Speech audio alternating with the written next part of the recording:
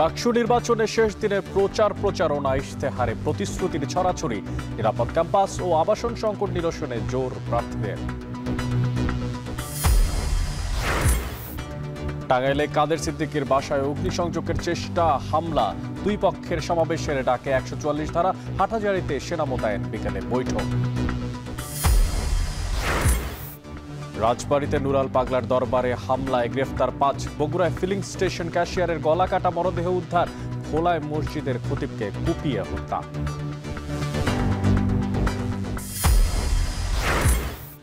দু 2014 ও 2018 এর নির্বাচনী ভাবনা থেকে বের হতে পুলিশকে স্বরাষ্ট্র উপদেষ্টার নির্দেশ, বাহিনীর জন্য অগ্নি পরীক্ষা, মন্তব্য আইজিপির, নির্বাচনী প্রশিক্ষণ শুরু।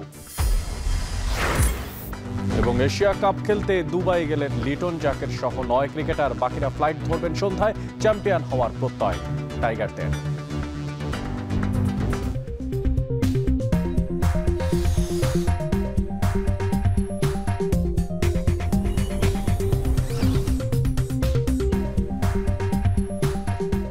সবাইকে স্বাগত জানাচ্ছি এখন ঢাকায়। পুরো আয়োজনে আপনাদের সঙ্গে থাকছি আমি মশিউর অনিক। ডাকসু নির্বাচনের আনুষ্ঠানিক প্রচারণার সময়সীমা শেষ হচ্ছে আজ। ভিপি সহ বিভিন্ন পদের প্রার্থীরা চালাচ্ছেন শেষ মুহূর্তের প্রচারণা। আর এই নিয়ে বিস্তারিত জানাতে ঢাকা বিশ্ববিদ্যালয়ের হলপাড়া এলাকা থেকে যুক্ত হচ্ছেন ফরহাদ বিন নূর, আর সমাজবিজ্ঞান অনুষদ থেকে যুক্ত হচ্ছেন আজহার লিমন। তবে শুরুতেই হলপাড়াতে চলে যেতে চাই, ফরহাদের কাছে, কলাভবনে চলে যেতে চাই, সেখানে আছেন ফরহাদ। ফরহাদ, আপনার কাছে জানতে চাই, আসলে প্রচারের শেষ দিনে প্রার্থীরা কে কোথায় কিভাবে প্রচারণা চালাচ্ছেন, জানাবেন।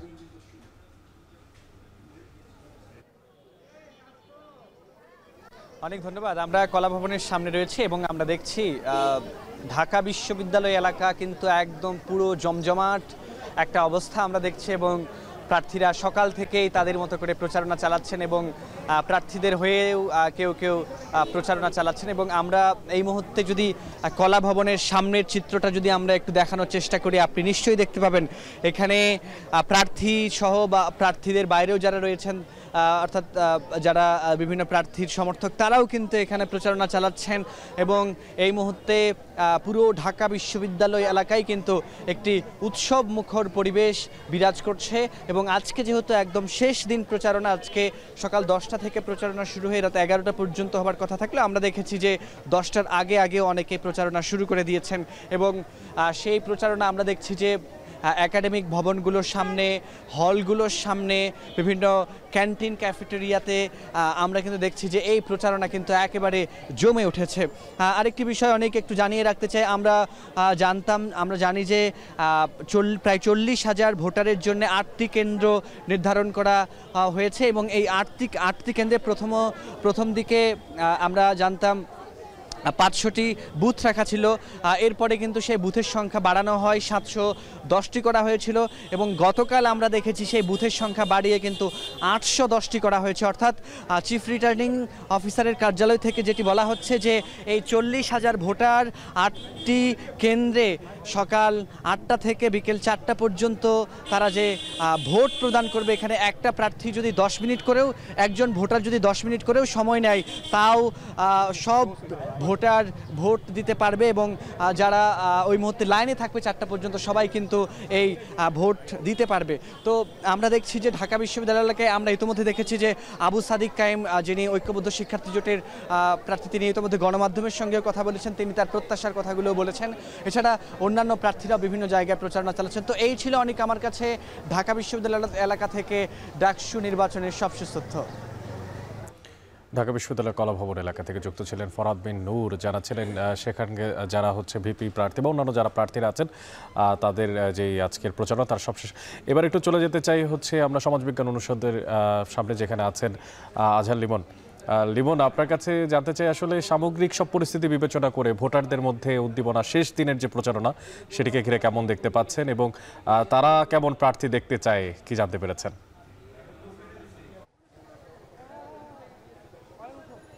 অনেক শেষ মুহূর্তে আমরা যেটি দেখছি যে ঢাকা বিশ্ববিদ্যালয়ের শিক্ষার্থীরা মূলত সাধারণ শিক্ষার্থীদের একটা বড় অংশ বা সাধারণ শিক্ষার্থীদের একাডেমিক দিকেই বেশি মনোযোগ। কিন্তু যেহেতু প্রচারণার আজকে সেই দিন এবং ডাকসু নির্বাচন বলা যায় যে আর মাত্র 2টা দিন বাকি আছে, আজকের পর কালকে প্রচারণা থাকবে না।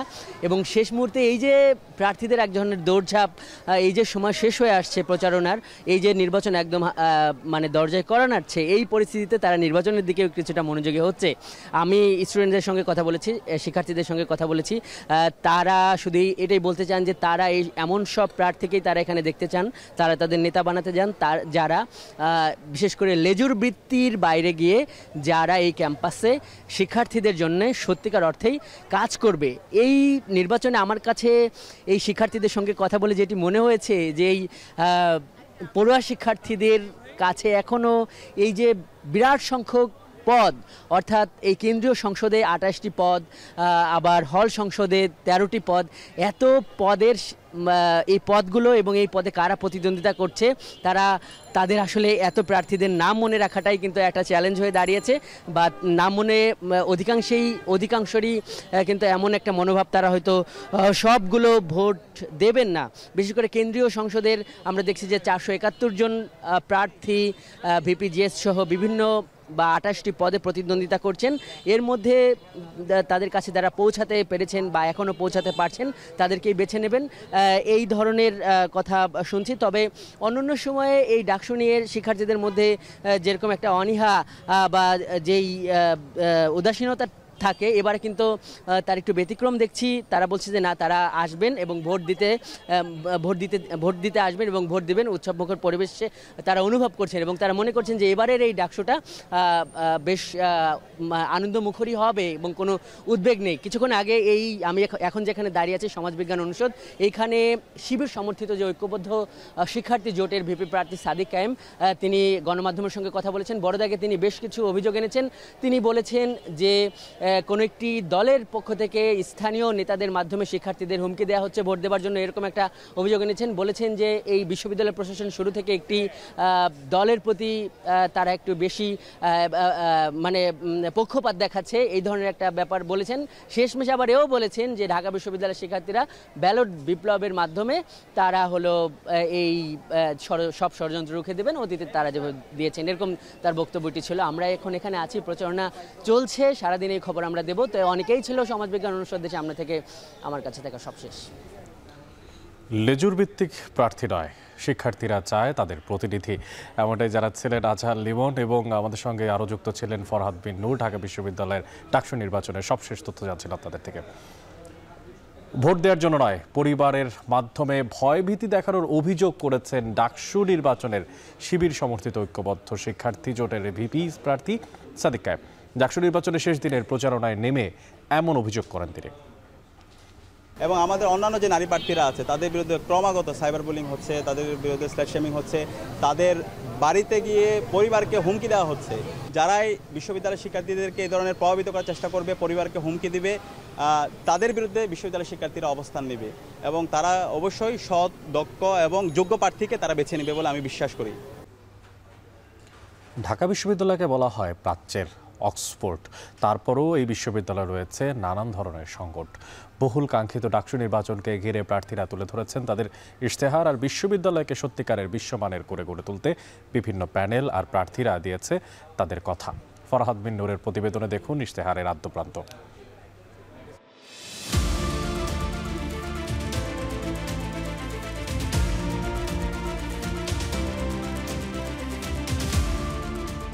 আগামী 9 সেপ্টেম্বর হতে যাচ্ছে ডাকসু ও হল সংসদ নির্বাচনের ভোট গ্রহণ। প্রাচ্যের অক্সফোর্ড তকমা থাকলেও ঢাকা বিশ্ববিদ্যালয় ক্যাম্পাসে রয়েছে নানান সংকট। দীর্ঘদিন পরে হতে যাওয়া এই নির্বাচনকে ঘিরে তাই তো প্রার্থীরা তুলে ধরেছেন ইশতেহার। প্রধান প্যানেলগুলো সহ অন্য প্যানেলগুলোর ইশতেহারে কি রয়েছে? কারো কারো ইশতেহারে মৌলিক অনেক বিষয়ে মিল থাকলেও অনেকের ইশতেহারে কিছু ভিন্নতাও রয়েছে, আবার অনেকের ইশতেহারে আছে অনেক চমকও। ছাত্রদল সমর্থিত প্যানেল 10 দফা ইশতেহারে মোট 65টি প্রতিশ্রুতি তুলে ধরেছে। ইশতেহারে শিক্ষা ও গবেষণাকে প্রাধান্য দিয়ে রাখা হয়েছে আধুনিক, আনন্দময়, বসবাসযোগ্য ও নিরাপদ ক্যাম্পাস গড়ে তোলার অঙ্গীকার। পাশাপাশি নারী শিক্ষার্থীদের জন্য নিরাপদ পরিবেশ ও স্বাস্থ্যসেবা, কারিকুলাম ও গবেষণার আধুনিকায়ন, পরিবহন ব্যবস্থা নিয়ন্ত্রণ ও শাটল সার্ভিস, হয়রানিমুক্ত প্রশাসনিক সেবা, শিক্ষাঋণ ও কর্মসংস্থান, ক্রীড়া ও সাংস্কৃতিক কার্যক্রমের সম্প্রসারণ, ডিজিটাল সুবিধা ও সাইবার নিরাপত্তা, পরিবেশ সংরক্ষণ ও প্রাণীবান্ধব ক্যাম্পাস এবং কার্যকর ডাকসু প্রতিষ্ঠার প্রতিশ্রুতি।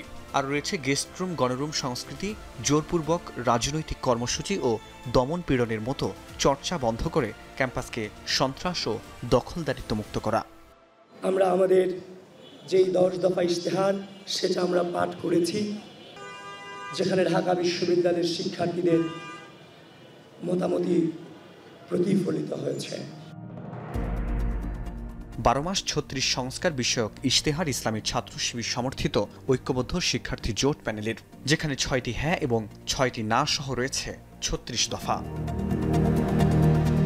ডাকসু নির্বাচনকে একাডেমিক ক্যালেন্ডারে অন্তর্ভুক্ত করা, ঢাকা বিশ্ববিদ্যালয়কে ফ্যাসিবাদের দোসর মুক্ত করা, গেস্ট রুম, গণরুম কালচার ফিরে আসার সব পথ রুদ্ধ করার প্রস্তাবনা।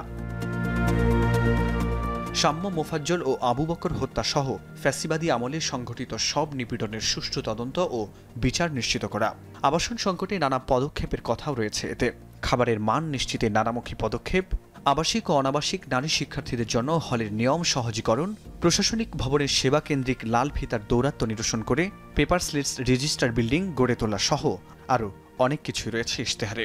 নিরাপদ ক্যাম্পাস, 2 আবাসন সংকটের সমাধান, 3 নারী শিক্ষার্থীদের নিরাপত্তা, 4 চিকিৎসা সুবিধা ও স্বাস্থ্যসম্মত খাবার, 5 উন্নত পরিবহন, 6 ক্যারিয়ার গঠনে পর্যাপ্ত তথ্যসেবা। বাগছার সমর্থিত বৈষম্য বিরোধী শিক্ষার্থী সংসদ প্যানেল 8টি প্রস্তাবনায় মোট 50 দফা দাবি উপস্থাপন করেছে।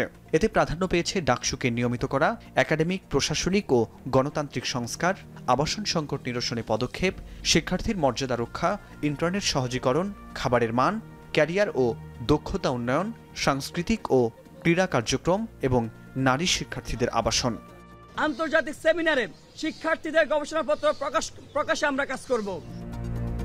9 দলীয়করণ, 9 বিরাজনীতিকরণ এই স্লোগানকে সামনে রেখে ডাকসু নির্বাচনের ইশতেহার ঘোষণা করেছে উমাম্মা ফাতেমার নেতৃত্বাধীন স্বতন্ত্র শিক্ষার্থী ঐক্য প্যানেল। বিশ্ববিদ্যালয়ের শিক্ষার্থীদের রাজনীতি সচেতন করা, ক্যাম্পাসকে দলীয় রাজনীতি মুক্ত রাখা এবং একাডেমিক পরিবেশ সৃষ্টির লক্ষ্যে ইশতেহারে 11টি লক্ষ্যমাত্রা রেখেছে প্যানেলটি। ছাত্রছাত্রীদের সাথে ডিপার্টমেন্ট বেসিসে, হলের বেসিসে কথা বলে তারা তাদের ইশতেহার তৈরি করেছে। আমরা তাদের যে অভিজ্ঞতাগুলো সেগুলোকে নিয়ে কিন্তু আমরা আমাদের মূল ইশতেহারটি তৈরি করার চেষ্টা করেছি। বাম সংগঠন সমর্থিত প্যানেল প্রতিরোধ পর্ষদ সমতায় প্রতিরোধে নিরাপদ ক্যাম্পাস স্লোগান সামনে রেখে ইশতেহারে মোট 18টি দফা তুলে ধরেছে প্রতিরোধ পর্ষদ।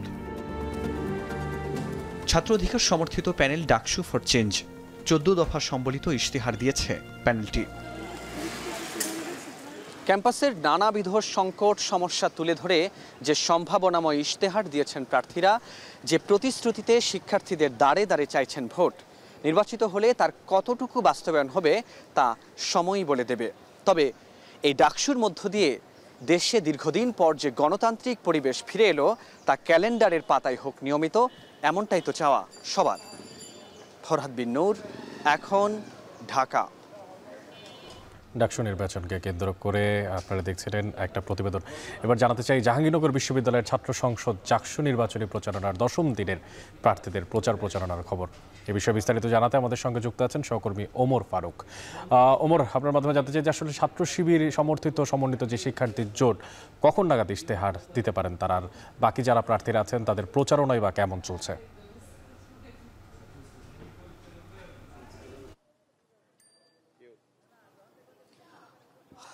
অনেক ছাত্র শিবির সমর্থিত যে প্যানেল তাদের আজকে বেলা 2টা বাজে তাদের যে নির্বাচনী ইশতেহার সেটি ঘোষণা করার কথা রয়েছে। তবে এই মুহূর্তে আসলে আমরা যেমনটি দেখেছি যে আসলে যেহেতু আজকে 7 তারিখ এবং সবশেষ 9 তারিখ পর্যন্ত আসলে যারা প্রার্থী রয়েছেন ডাকসু নির্বাচনে তারা প্রচারণা করতে পারবেন। তার মানে আজকে নিয়ে 3 দিন রয়েছে প্রচারণার। আমরা দেখেছি আসলে বলা চলে কিছুটা নিরুত্তাপভাবেই আসলে প্রচারণা চলছে। আমরা এখানে আসার পরে যেমনটি দেখেছি, এর কারণ হিসেবে এখানে যারা প্রার্থী রয়েছেন তারা আমাদেরকে জানিয়েছেন যে আসলে এই মুহূর্তে জাহাঙ্গীরনগর বিশ্ববিদ্যালয়ের যে 36টি ডিপার্টমেন্ট রয়েছে তার মধ্যে 24টি ডিপার্টমেন্টের কিন্তু পরীক্ষা চলছে, যার কারণে আসলে শিক্ষার্থী এবং প্রার্থীরা সহ অধিকাংশই কিন্তু তাদের যে একাডেমিক যে কার্যক্রম সেইগুলোতে তারা কিন্তু ব্যস্ত রয়েছে।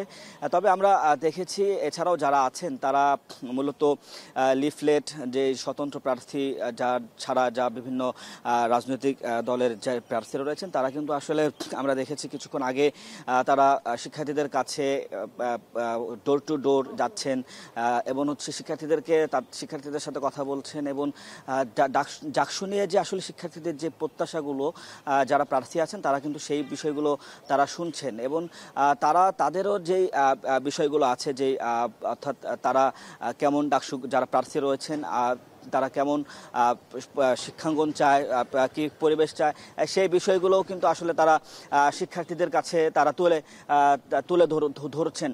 তবে যদি বলি আসলে কিছুটা পরীক্ষা থাকার কারণে কিছুটা ঢিলেঢালাভাবেই নির্বাচনী প্রচারণা চলছে। অনেক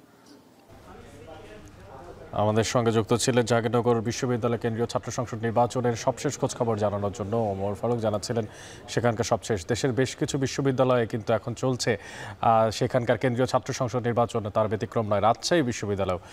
সেখানে আজ শেষ দিনে কেন্দ্রীয় ছাত্র সংসদ অর্থাৎ রাকসু নির্বাচনের মনোনয়ন ফর্ম জমা দেওয়ার সময়সীমা শেষ হচ্ছে। বিকেল 5টা পর্যন্ত ফর্ম জমা দিতে পারবেন প্রার্থীরা। আর এই নিয়ে বিস্তারিত জানাতে রাজশাহী বিশ্ববিদ্যালয় ক্যাম্পাস থেকে যুক্ত হচ্ছেন রাকিবুল হাসান। রাকিব, এই পর্যন্ত কতগুলো ফর্ম জমা পড়েছে আর ছাত্রদলের প্যানেল কখন নাগাদ ঘোষণা হতে পারে?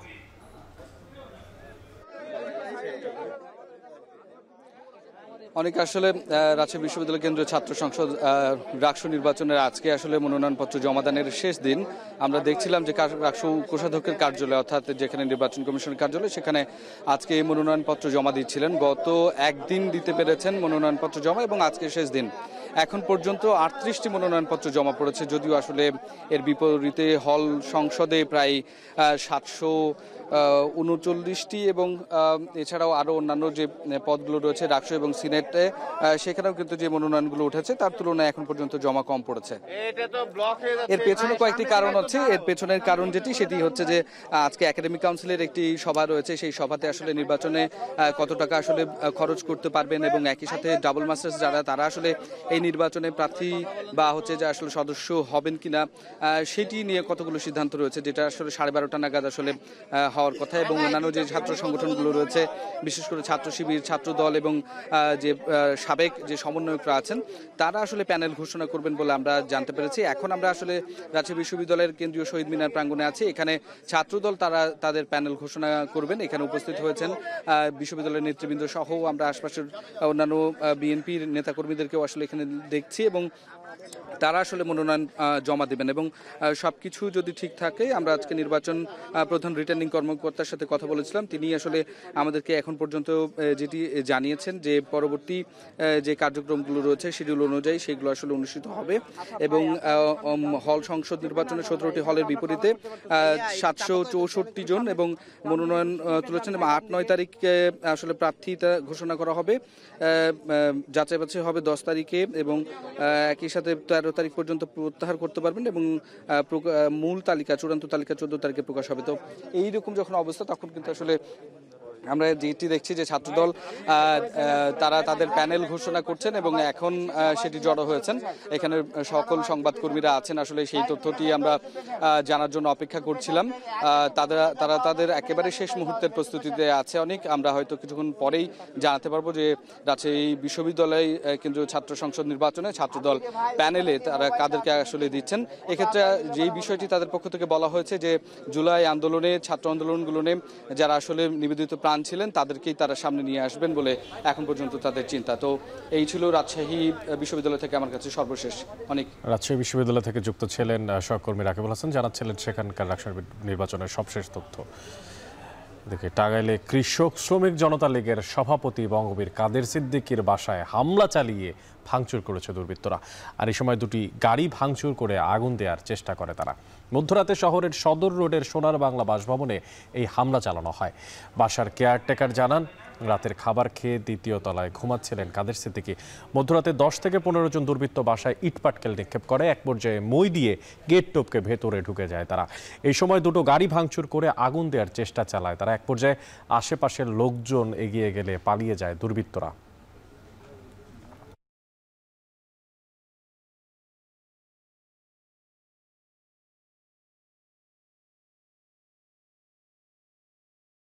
চট্টগ্রামের হাটাজারিতে মাদ্রাসা অবমাননা ইঙ্গিতের ঘটনায় গেল রাতে অবরোধ, ভাঙচুর ও দুই পক্ষের ধাওয়া পাল্টা ধাওয়া হয়েছে। পরিস্থিতি নিয়ন্ত্রণে বিকেলে 3টা পর্যন্ত 144 ধারা জারি করেছে প্রশাসন। বিকেলে দুই পক্ষের মধ্যে বৈঠক হওয়ারও কথা রয়েছে। সবশেষ পরিস্থিতি জানাতে হাটাজারি থেকে যুক্ত হচ্ছেন শোয়েব রহমান। শোয়েব, আপনার মাধ্যমে জানতে চাই যে এই মুহূর্তের পরিস্থিতি আসলে আপনি সেখানে কেমন দেখতে পাচ্ছেন, আর দুই পক্ষের বৈঠকের বিষয়ে কিছু এখন পর্যন্ত জানা সম্ভব হয়েছে কিনা? অনেক এই মুহূর্তে পরিস্থিতি যদি বলি, পরিস্থিতি স্বাভাবিক রয়েছে। গতকাল ভোর পর্যন্ত কিন্তু প্রশাসনের কর্তা যারা রয়েছেন তারা এবং সেই সাথে আইনশৃঙ্খলা বাহিনীর সদস্যরা ঘটনাস্থলে ছিলেন এবং রাত 2টায় পরিস্থিতি তারা নিয়ন্ত্রণে আনতে সক্ষম হন। এবং এর আগে দফায় দফায় সংঘর্ষে এখন পর্যন্ত আমরা যেটুকু জানতে পেরেছি, গতকাল 109 জন আহত হয়েছেন এবং তাদের মধ্যে প্রায় 15 থেকে 20 জন চট্টগ্রাম মেডিকেল কলেজ হাসপাতালে চিকিৎসা নিচ্ছেন। তবে তাদের মধ্যে কেউ এখন আশঙ্কাযুক্ত নয়, সবাই শঙ্কামুক্ত রয়েছেন। এবং হাটহাজারীতে 144 ধারা জারির পরে আজ সকাল থেকে আমরা দেখেছি দোকানপাট, ব্যবসা প্রতিষ্ঠান যেমন খুলেছে, তেমনি মাদ্রাসার যে স্বাভাবিক কার্যক্রম সেগুলোও কিন্তু খুলেছে। তবে আজকে যে সকল পরীক্ষা ছিল সেগুলো স্থগিত করা হয়েছে, যেহেতু অনেকেই আহত আছেন, যে কারণে পরীক্ষা কিন্তু স্থগিত করা হয়েছে। তবে অন্যান্য যে কার্যক্রম সেগুলো স্বাভাবিক রয়েছে। সড়কে যানবাহনের যথেষ্ট চাপ রয়েছে, যানজট সৃষ্টি হচ্ছে রীতিমতো, অর্থাৎ স্বাভাবিক দিনে যেমন থাকে ঠিক তেমনটাই কিন্তু রয়েছে। কিছুক্ষণ আগে আমরা হাটহাজারী উপজেলা নির্বাহী কর্মকর্তা তার সাথে কথা বলেছি। তিনি যেটি জানিয়েছেন, যেহেতু আইনশৃঙ্খলা পরিস্থিতি এখন স্বাভাবিক রয়েছে এবং সেনাবাহিনী সহ অন্যান্য আইনশৃঙ্খলা বাহিনীর সদস্যরা টহল দিচ্ছেন, পরিস্থিতি যেহেতু স্বাভাবিক, সেক্ষেত্রে 144 ধারার মেয়াদ বিকেল 3টার পরে আর বাড়ানোর সম্ভাবনা খুব একটা নেই। তবে সেটি যেহেতু আরও কিছুটা সময় বাকি আছে, তখন পরিস্থিতি পর্যবেক্ষণ করে তারা সিদ্ধান্ত নেবেন। এবং বিকেল 4টায় উপজেলা নির্বাহী কার্যালয়ে দুই পক্ষকে নিয়ে একটি বৈঠক হওয়ার কথা রয়েছে এবং সেখানে প্রশাসন এখন পর্যন্ত কী কী পদক্ষেপ নিয়েছে কিংবা পরিস্থিতি কীভাবে সৃষ্টি হলো, সেই পরিস্থিতির আলোকে পরবর্তীতে বিষয়গুলো কিভাবে আসলে এড়িয়ে চলা যায় এবং দুই পক্ষকে কীভাবে শান্ত রাখা যায়, সেই বিষয়গুলো নিয়েই কিন্তু আসলে এখানে তারা বৈঠকে আলোচনা করবেন। একই সাথে আমরা অতিরিক্ত পুলিশ সুপারের সাথে কথা বলেছিলাম। তিনি যেটি জানিয়েছেন যে এখানে দুপক্ষের যে সংঘর্ষ হয়েছে গতকাল, এরপরেই তারা দুই পক্ষের সাথে কথা বলেছেন দফায় দফায় এবং কথা বলে পরিস্থিতি নিয়ন্ত্রণে এনেছেন এবং সেখানে দুই পক্ষের বাইরে যদি অন্য কোনো পক্ষ, তৃতীয় পক্ষ থেকে থাকে, সেটিও তারা তদন্তের মাধ্যমে তারা বের করে আনবেন বলে জানিয়েছেন। এবং একই সাথে এখন পর্যন্ত এই ঘটনায় কোনো পক্ষই কোনো মামলা বা আইনি প্রক্রিয়ার জন্য থানায় বা পুলিশের সাথে যোগাযোগ করেনি বলেও কিন্তু তিনি আমাদের জানিয়েছেন। অনেক চট্টগ্রাম হাটহাজারী থেকে সেখানকার যে চলমান সংঘর্ষ তার ব্যাপারে সবশেষ খোঁজখবর রাখছিলেন শোয়েব রহমান। এদিকে বগুড়া শহরের দত্তবাড়ি এলাকায় একটি ফিলিং স্টেশন থেকে ক্যাশিয়ারের গলা কাটা মরদেহ উদ্ধার করেছে পুলিশ জানায়, শনিবার রাত 11টার প্রতিদিনের মতোই তিনি হিসাব নিকাশ শেষে শতাব্দী ফিলিং স্টেশনের অন্য স্টাফরা চলে গেলেও হেলাল এবং রতন মিয়া পাম্পে থেকে যায়। রোববার রাত 12টার পর কোনো এক সময় হেলালকে চাকু দিয়ে হত্যা করা হয় বলে জানিয়েছে পুলিশ। মরদেহের পাশ থেকে একটি চাকু উদ্ধার করা হয়েছে, তবে হত্যার পর থেকে রতন মিয়া রয়েছেন পলাতক। সকালে পুলিশ ঘটনাস্থলে গিয়ে মরদেহ উদ্ধার করে মর্গে পাঠায়। নিহত হেলাল হোসেন সিরাজগঞ্জ সদরের পিপুলবাড়িয়ার এলাকার বাসিন্দা।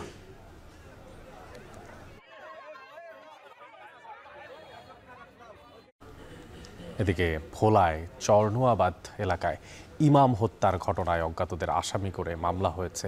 স্থানীয়রা জানায়, শনিবার রাতে পশ্চিম চরনুয়াবাদ জামে মসজিদ থেকে এশার নামাজ শেষ করে ইসলামী ঐক্য আন্দোলনের জেলা সেক্রেটারি ও সদর উপজেলা জামে মসজিদের খতিব আমিনুল হক তার বাড়িতে যান। এর কিছুক্ষণ সময় পর বিদ্যুৎ চলে যায়। দুর্বৃত্তরা তারা ঘরে ঢুকে তার উপরে হামলা চালায়, ধারালো অস্ত্র দিয়ে আঘাত করে গুরুতর জখম করা হয় তাকে। চিৎকার শুনে স্থানীয়রা তাকে উদ্ধার করে জেলা সদর হাসপাতালে নিয়ে গেলে চিকিৎসক তাকে মৃত ঘোষণা করেন।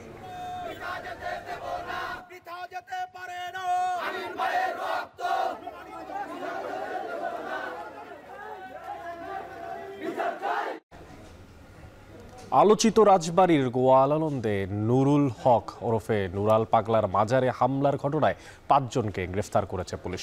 গেল 23 আগস্ট গোয়ালন্দ পৌরসভার 5 নম্বর ওয়ার্ডের নুরাল পাগলার মৃত্যুর পর তাকে কবর থেকে তুলে মাটি থেকে তাকে কবর দেওয়া হয় মাটি থেকে প্রায় 12 ফুট উঁচুতে।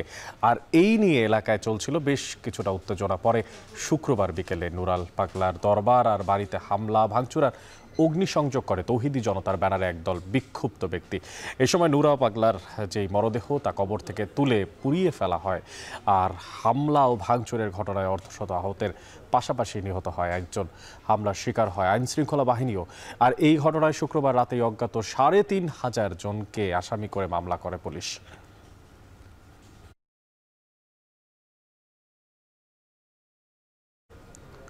লেখক, গবেষক ও জাতীয় মুক্তি কাউন্সিলের সভাপতি বদরুদ্দিন ওমর আর নেই। সকাল 10টার দিকে রাজধানীর শ্যামলীর বাংলাদেশ স্পেশালাইজড হাসপাতালে তার মৃত্যু হয়। তার বয়স হয়েছিল 94 বছর। স্বজনরা জানায় প্রায় 1 মাস ধরেই বদরুদ্দিন ওমর অসুস্থ ছিলেন। তাকে হাসপাতালে নিতে হয়েছে একাধিকবার। আজ সকালে তিনি অসুস্থ হয়ে পড়লে আবার হাসপাতালে নেওয়া হয় তাকে। সেখানে নেওয়ার পর চিকিৎসকরা তাকে মৃত ঘোষণা করেন। বদরুদ্দিন ওমর লেখক, গবেষক ও বামপন্থী রাজনৈতিক ছিলেন।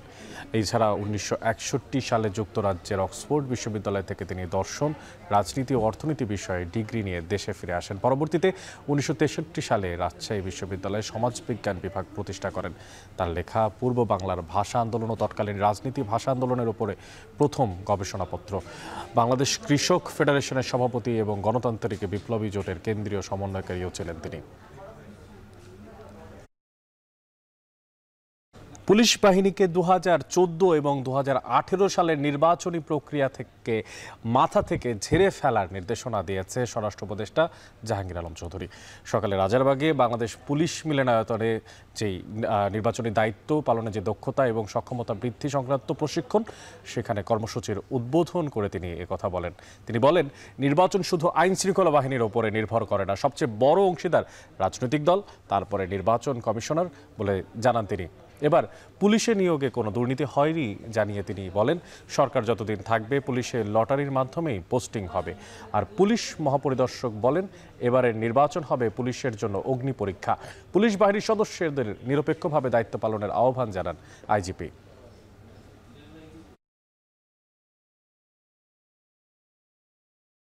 ফেব্রুয়ারি মাসে যে নির্বাচনটা হবে এটা যেন শান্তিপূর্ণ এবং উৎসবমুখর পরিবেশে হয়। এই জন্য আপনাদের সবার সাহায্য এবং সহযোগিতা দরকার, এবং এই ব্যাপারে আপনাদের কোনো কার্পণ্য থাকবে না। আর আপনারা এই 14, 18, 24-এর নির্বাচন ওইটা মাথা থেকে মুছে ফেলবেন। আমাদের এই রিক্রুটমেন্টটা কিন্তু ইনশাআল্লাহ একেবারে ফেয়ার হয়েছে।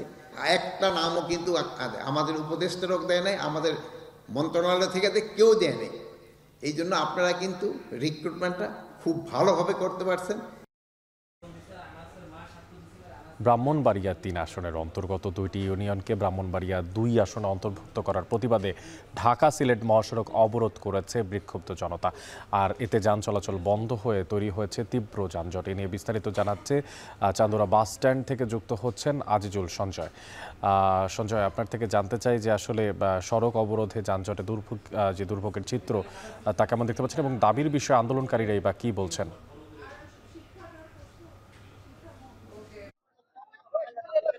অনেক নির্বাচনী আসন সীমানা পুনর্নির্ধারণের প্রতিবাদে ব্রাহ্মণবাড়িয়ার 2 জনগণের চান্দুরা বাস স্ট্যান্ডে বেলা 11টা থেকে অবরোধ কর্মসূচি পালন করছে এখানকার সর্বদলীয় সংঘ পরিষদের নেতৃবৃন্দরা। এখানে বিশেষ করে যে 2টি ইউনিয়ন অর্থাৎ চান্দুরা এবং বজুন থেকে ব্রাহ্মণবাড়িয়া 3 আসন থেকে কেটে এনে ব্রাহ্মণবাড়িয়া 2 আসনে অন্তর্ভুক্ত করার প্রতিবাদে চলছে, এবং এই 2 ইউনিয়নের বাসিন্দারা কিন্তু তাদের এই যে তাদেরকে ব্রাহ্মণবাড়িয়া 2 আসনে অন্তর্ভুক্ত করা হচ্ছে সেটির কারণে তাদের যেই প্রশাসনিক এবং অর্থনৈতিকভাবে তাদের ক্ষতিগ্রস্ত হবে সেটির কারণ দেখে কিন্তু তারা এখানে অবরোধ কর্মসূচি তারা পালন করছেন।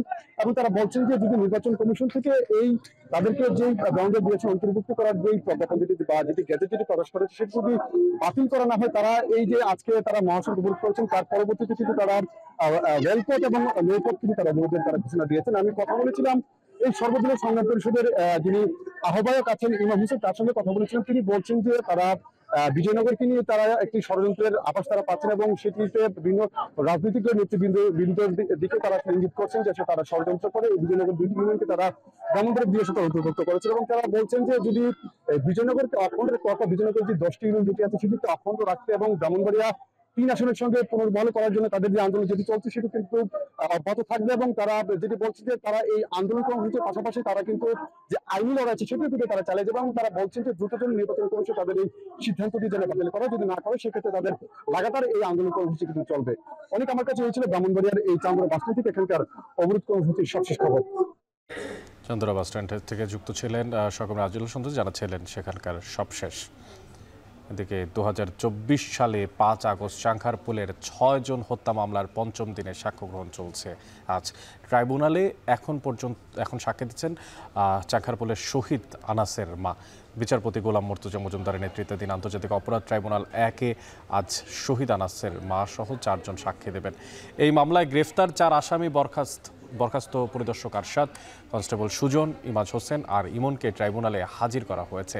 আসামিদের বিরুদ্ধে এখন পর্যন্ত 8 জন সাক্ষী দিয়েছেন। এদিকে জুলাই আন্দোলনের প্রথম শহীদ আবু সাঈদের মামলাও সাক্ষ্য গ্রহণ হবে ট্রাইব্যুনাল 2-এ। আজ রংপুরের স্থানীয় সিনিয়র সাংবাদিককে জেরা করা হবে। এর আগে গত 28 আগস্ট আবু সাঈদের বাবা মকবুল হোসেন এই মামলায় প্রথম সাক্ষী দেন। আবু সাঈদের মামলায় গ্রেফতার 6 আসামিকেও ট্রাইব্যুনালে নিয়ে আসা হয়েছে। এই 2 মামলা ছাড়াও মানবতাবিরোধী অপরাধে বিভিন্ন মামলায় গ্রেফতার ABM ফজলে করিম চৌধুরী সহ 4 আসামিকে হাজির করা হয়েছে ট্রাইব্যুনালে।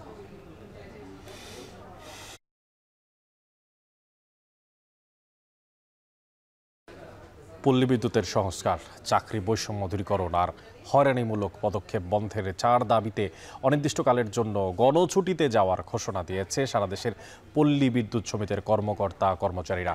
আর এই বিষয়ে বিস্তারিত জানাতে কুমিল্লা থেকে যুক্ত হচ্ছেন খালেদ সাইফুল্লাহ, আর সাতক্ষীরা থেকে যুক্ত হচ্ছেন আহসান রাজীব। তবে সবার আগে চলে যেতে চাই কুমিল্লাতে, সেখানে আছেন খালেদ। খালেদ, আপনার কাছে জানতে চাই যে আসলে এই যে পল্লী বিদ্যুৎ সমিতির কর্মকর্তা কর্মচারীরা গণছুটিতে যাওয়ার ঘোষণা দিয়েছে, এতে করে গ্রাহক পর্যায়ে সেবায় কোনো ভোগান্তি তৈরি এখন পর্যন্ত হয়েছে কিনা বা তৈরি হয়েছে কিনা জানতে চাই আপনার মাধ্যমে।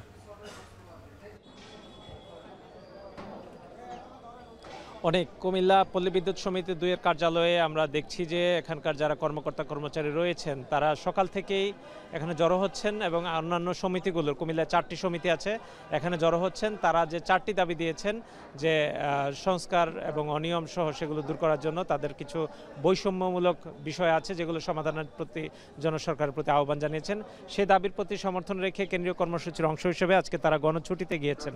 কুমিল্লায় প্রায় 17 লাখ গ্রাহক রয়েছে পল্লী বিদ্যুৎ সমিতির, 4টি সমিতি এখানে কাজ করছে। যদি তারা গণছুটিতে সবাই চলে যান, একসাথে সকল মানুষের যদি কর্মবিরতি হয়, তাহলে একটা বড় ধরনের বিপর্যয়ের আশঙ্কাও কিন্তু থেকে যায়।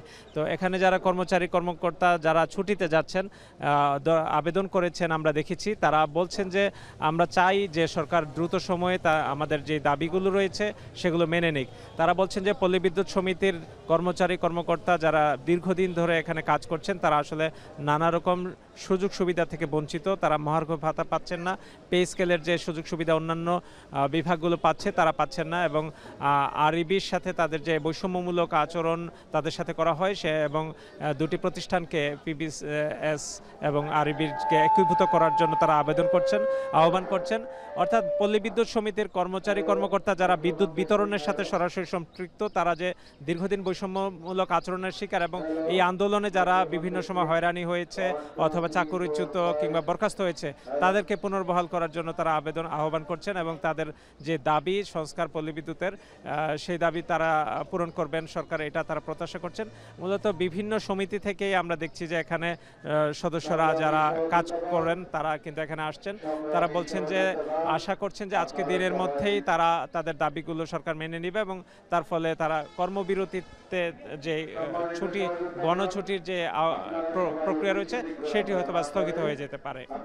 অনেক এবার একটু চলে যেতে চাই সাতক্ষীরাতে, সেখানে আছেন সহকর্মী আহসান রাজীব। রাজীব, আপনার মাধ্যমে জানতে চাই আসলে যে সাতক্ষীরাতে সেই আন্দোলনের প্রেক্ষাপটটা কেমন দেখতে পাচ্ছেন, আর কর্মচারীরা কখন থেকে ছুটিতে যাওয়ার ঘোষণা দিয়েছে, সেটাকে আজই নাকি অন্য কোনো দিন, আপনি আপনার মাধ্যমে জানতে চাই।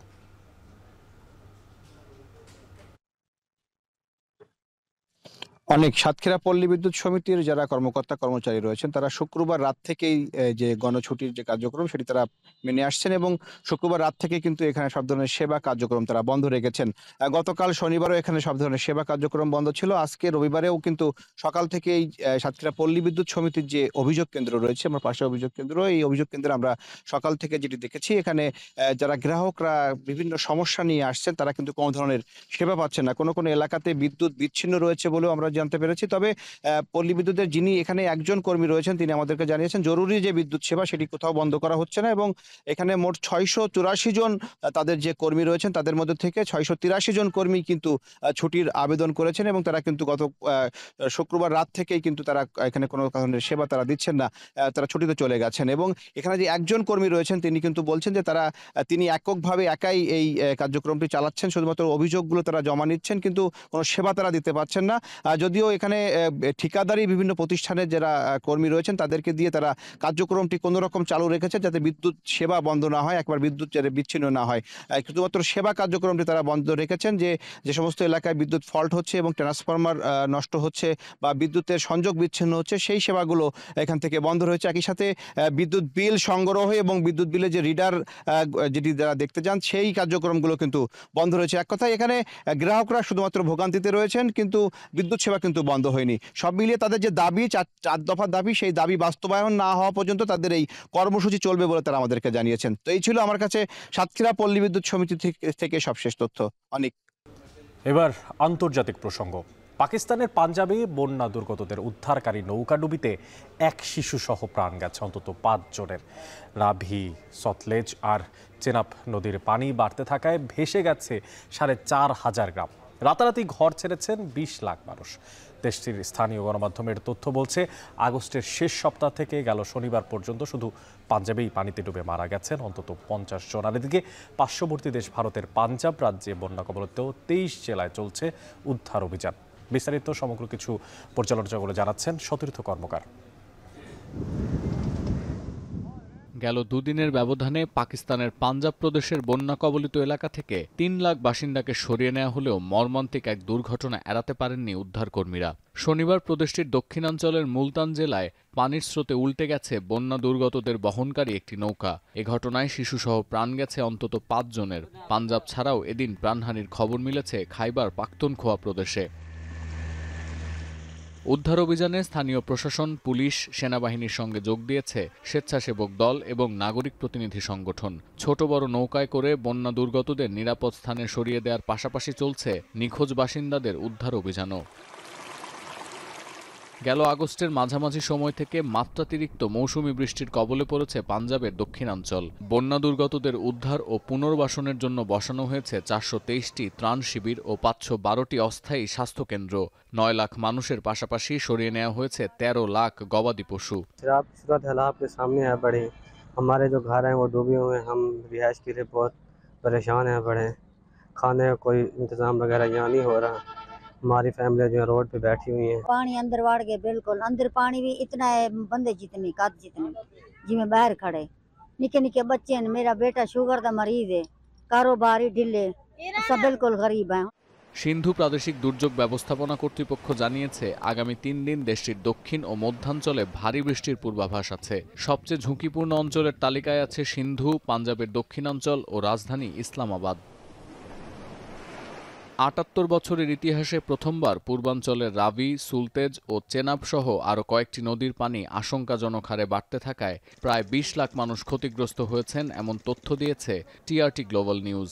আর আল জাজিরার তথ্য বলছে 2022 সালের পর এমন ভয়াবহ বন্যার কবলে পাকিস্তান। মৌসুমি অতিবৃষ্টিতে বন্যা ও ভূমিধসে চলতি বছর দেশটিতে প্রাণহানির সংখ্যা 1700 ছাড়িয়েছে। এদিকে পার্শ্ববর্তী দেশ ভারতের পাঞ্জাব রাজ্যে বন্যা কবলিত 23টি জেলায় চলছে উদ্ধার অভিযান।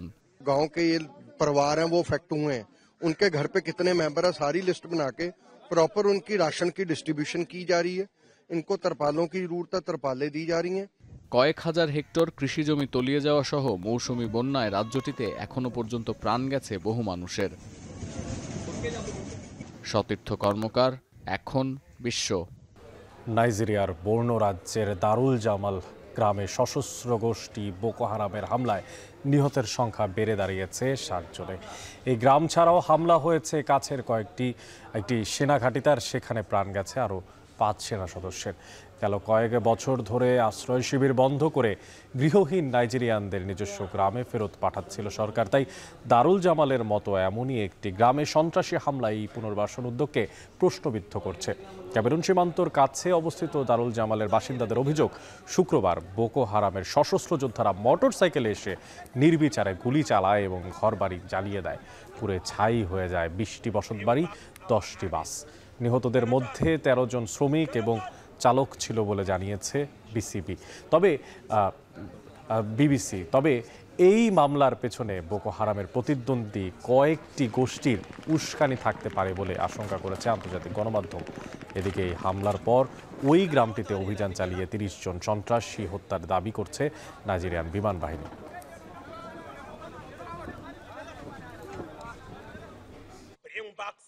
এবার খেলার প্রসঙ্গ। কাউকে জবাব দিতে নয়, নিজেদের সেরা ক্রিকেট খেলতে এশিয়া কাপে যাচ্ছে বাংলাদেশ ক্রিকেট দল। আর যাদের প্রধান লক্ষ্য চ্যাম্পিয়ন হওয়া।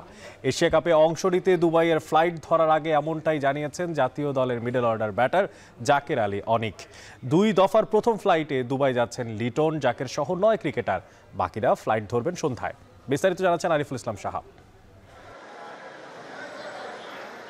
চ্যাম্পিয়ন হওয়ার চ্যালেঞ্জ ও প্রত্যাশা নিয়ে আরও একবার এশিয়া কাপের মঞ্চে যাত্রা বাংলাদেশ ক্রিকেট দলের। অতীত পরিসংখ্যান নড়বড়ে হলেও সাম্প্রতিক সময়ে সংক্ষিপ্ত এই ফরম্যাটে হ্যাটট্রিক সিরিজ জয় এশিয়ার শ্রেষ্ঠত্ব অর্জনের স্বপ্ন দেখাচ্ছে টাইগারদের। মিডল অর্ডারের অন্যতম ভরসা জাকির আলীর কথাতেও মিলল শিরোপা জয়ের প্রত্যয়।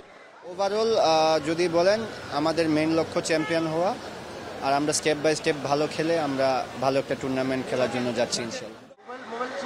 টি-20 ফরম্যাটে এশিয়া কাপ খেলা হয়েছে মোটে 2 বার। 2016 সালের আসরে ফাইনাল খেললেও 2022 সালে গ্রুপ পর্ব থেকেই বিদায় নেয় বাংলাদেশ। সব ফরম্যাট মিলিয়ে 2018 সালের পর আর ফাইনালে উঠতে পারেনি টাইগাররা। বড় টুর্নামেন্টে বাংলাদেশ বরাবরই চোখ করে। ভারতীয় ক্রিকেট আলোচক আকাশ চোপড়ার এমন মন্তব্যে অবশ্য বিচলিত নন জাকের। কাউকে জবাব দেওয়ার কিছু নাই, আমরা আমাদের ক্রিকেট খেলবো, আমরা আমাদের বেস্ট ক্রিকেট খেলবো। সবশেষ 3 টি-20 সিরিজ জয়ের পর এশিয়া কাপের দলটাকে বলা হচ্ছে সংক্ষিপ্ত ফরম্যাটে দেশের ইতিহাসে সবচেয়ে শক্তিশালী দল। তাই অধরা শিরোপা খরা ঘোচাবেন লিটনরা, সেই প্রত্যাশার পারদে লেগেছে নতুন হাওয়া। প্রথম দফায় জাকির আলী অনিক ছাড়াও দুবাইয়ের ফ্লাইট ধরেছেন অধিনায়ক লিটন দাস, পেসার মুস্তাফিজুর রহমান সহ 9 জন ক্রিকেটার। সন্ধ্যার ফ্লাইটে লিটনদের সঙ্গে যোগ দেবেন দলের বাকি সদস্যরা।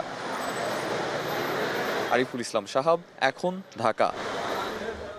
শেষ করার সময় হলো এখন ঢাকা। তবে যাওয়ার আগে শিরোনামগুলো জানিয়ে দিচ্ছি আরও একবার।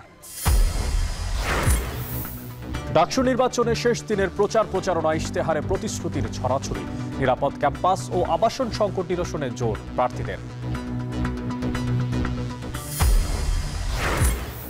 টাঙ্গাইলে কাদের সিদ্দিকীর বাসায় অগ্নিসংযোগের চেষ্টা, হামলা, 2 পক্ষের সমাবেশের ডাকে 144 ধারা। হাটাজারিতে সেনা মোতায়েন, বিকেলে বৈঠক। রাজবাড়ীতে নুরাল পাগলার দরবারে হামলায় গ্রেফতার 5। বগুড়ায় ফিলিং স্টেশন ক্যাশিয়ারের গলা কাটা মরদেহ উদ্ধার। ভোলায় মসজিদের খতিবকে কুপিয়ে হত্যা।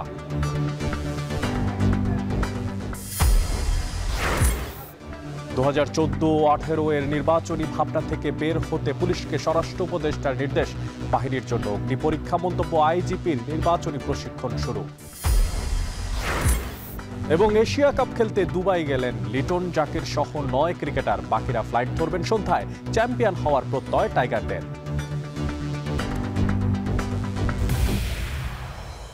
এই ছিল এখন ঢাকার আয়োজনে। সবাইকে সাথে থাকার জন্য ধন্যবাদ।